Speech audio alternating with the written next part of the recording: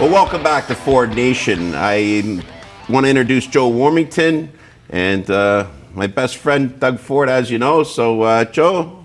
I'm not your best friend, Mr. Mayor? Well, we've had our differences. You've upset me, and but we've made up, and I accept your apology, and let's move on.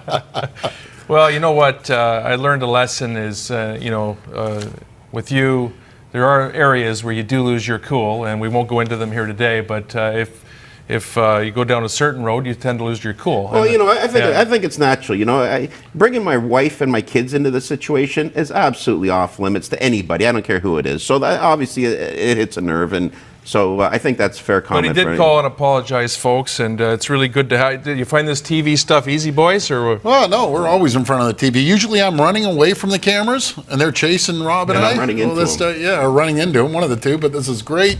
We love Sun News, and it's going to be an exciting show here. Thanks for having me on the first show, and hopefully we'll get to come back again. We'll see how this goes, but it's not an interview. We're just chatting here, and Mayor Ford, obviously, that was not your best week. No, not at all. I think a lot of people are asking me when they approach me is, they want to know from a personal side, not the political side, is how are you really doing behind the scenes and all that? I'm doing fantastic because I know in my heart what I'm doing for the city is the right thing. My personal issues, yes. Have I? And again, I'm going to repeat this. Have I drank too much? Yes, I have. I admit that. But you know what? I'm getting, I'm not an alcoholic, but there's professionals that are guiding me and trying and helping me out. And I work out every day now. We've got a professional trainer with me, and we're having a lot of fun. And, is it stressful? Sure, it's stressful on my family, but I know in my heart, I know everybody has personal problems. Mine is supposed, but my job is to come down and serve the taxpayers of the city. And I'm continuing to do it. I'm returning at least 70, 80 calls a day, going to people's front door, and I haven't missed one day of council in 13 years. So why should the public, A, believe you, and also forgive you? Because you're asking them to do both, and yet we've seen such flip-flops there. Now, obviously you're getting the help now. Is that why, or what? Action speaks louder than words. Again, I'm going to repeat what I said. You look at my record. I want to talk about my record, my achievements, what no other mayor in this city has been able to do. I've saved more money than any mayor in Toronto's history. Got subways built when everybody, my competitors are flip-flopping, want LRTs and want streetcars. No, I don't believe in LRTs or streetcars. Their last council meeting, they spent $500,000 on an environmental assessment on building bike lanes on Bloor when the businesses don't want it. You put your own political agenda at risk, though, with your behavior. And so you see that. I mean, that's not everyone else's fault. It's all self-inflicted, Joe. Yeah. I can't change the past. I can only apologize so many times.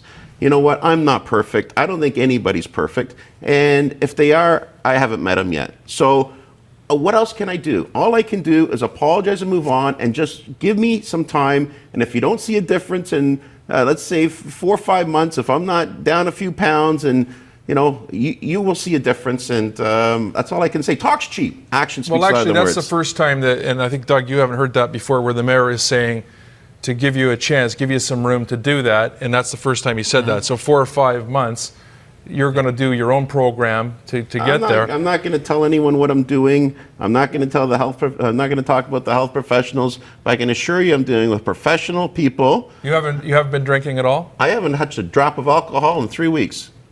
A drop. Not a drop. I'll take a urine test right now, and if there's alcohol, drugs? None, zero. I'll do a urine test right now. When's the last time for drugs? Long time. I'm talking like it was like a long time ago. What about drug testing? And you could dive in. That's what I said. I'd be the first one to do a drug test. I put a motion on the table. I don't know why we're going down this to go personal, but I have no problem doing it. I'll do a drug test and alcohol test right now. And I put a motion forward that every councillor do it too. You know what? They jumped up. They don't want anything to do with it. And then in our last council meeting, everyone says, "Oh, we're going out drinking after." You're going to put that back on the next meeting? Yes, absolutely.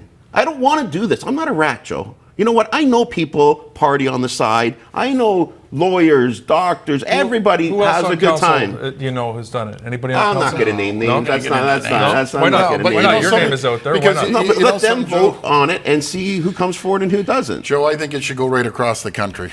You know, they have to do drug testing across the country. And not when I say drug testing, I'm including alcohol. Because I know for a fact there's a lot of people that live outside of Toronto that work in Queen's Park. They get lonely up there, same with Ottawa, and they go out drinking every night. And there's a lot of issues with drinking in both in Ottawa and in Queen's Park. There's a lot of drinking issues in the city of Toronto right now. I found it ironic the other day after the council. I hear a couple of councillors are going out for drinks. So the next day I said, which one of you drove home? They're a bunch of hypocrites down there. That's what they are. You know, I think a lot of people want to know too is about the idea that you were spied on like that for 5 months, the cost of it, and who else has been spied on like that. If you had the police and the resources of that, do you have a comment on that? Wait, they think I was stupid. I knew these people were following me. Like, I kept running these plates, calling the police, and they weren't coming back to me and saying, oh, no, it's private. We knew we were being followed. You had still helicopters following us. The helicopters were landing on us on our pool. Helicopters. Not helicopters, planes. Planes, sorry. Yeah. I had these unmarked people, and they're describing themselves as this and that, they're following me into the store. Come on. Like, let's cost. Well, even up to last night, Joe, we still have someone sitting outside our plant.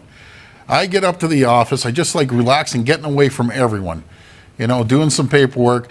We come out and bang, there's the same car sits there every single night. He was there again last night. Okay. So, you know, so it's not going to if continue. Chief Blair doesn't say what he said, what you were upset about, and the different things, would we be where we are now? No, my question is, I urinated in a parking lot. What does that have to do? Or bring up the beer St. Patrick's Day party 2 years ago. What does that have to do you know with what anything? Have to do, Rob? It's politics. They don't want these other guys. They want you. That's what it's about. The resources are going to try to catch How you much did it cost? Because they have their own political little game. How much did it cost? They can't answer that right now. Oh, they can't answer. Well, but guarantee you know I'm going to find out one day how much it costs. What do you figure it cost? Millions.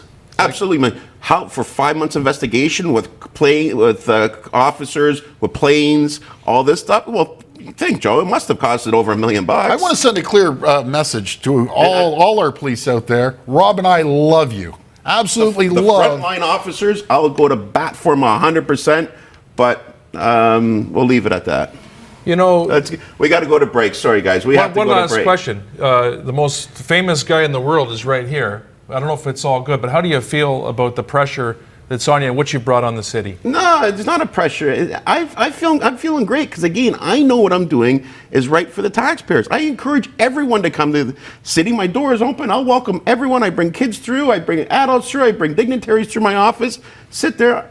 I'm just an average guy, Joe. I'm an average guy. This title, oh, you're a mayor, you're all this. I'm an average guy who fights for the little guy in life. That's the bottom line. And the little guy that has personal issues, but again, yours were exposed to the whole world. We'll get into some of the personal issues on some of the kids that I've helped out. Are you going to get better, or are you going to put this right on track? Action speaks louder than words, Joe. It's up to the voters to decide on October 27th. And you'll be there for sure? I'll guarantee I'll be there for sure. Guaranteed.